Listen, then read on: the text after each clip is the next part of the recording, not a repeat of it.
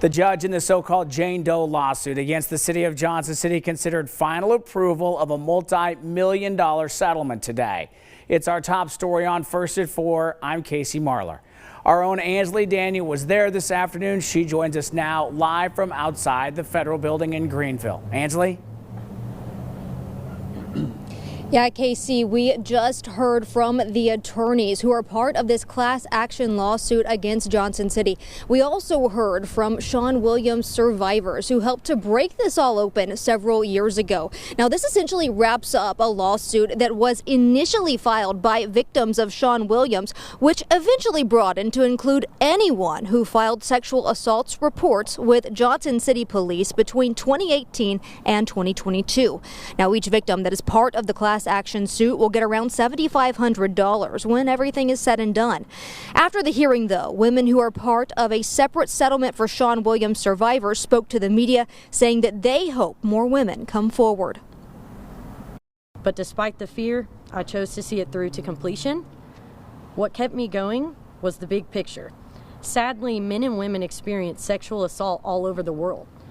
And I'm proud to stand alongside these women and show other survivors that there is no shame in coming forward and seeking justice for yourself.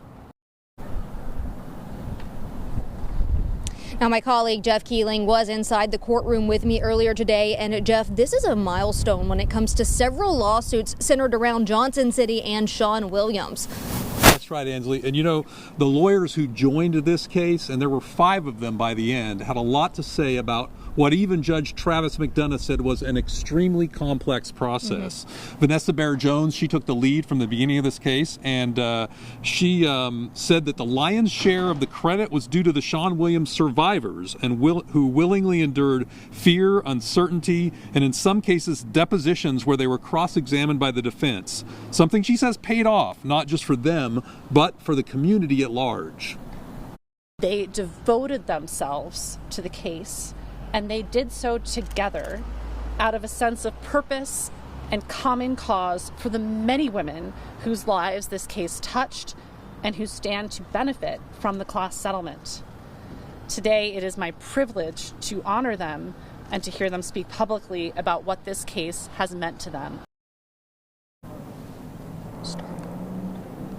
You know, and we'll have more, Ansley, throughout the night on what both those attorneys had to say and what Sean Williams survivors had to say as we come back in our later newscast. Yes, and of course we'll continue to keep you posted on what is next to come. As we have mentioned before, this is a milestone in a lengthy process, and we do expect there to be several more hearings in the future when it comes to Sean Williams and Johnson City. But for now, we're going to go ahead and send things back to the studio. Live in Greeneville, Jeff Keeling and Ansley Daniel with News Channel 11.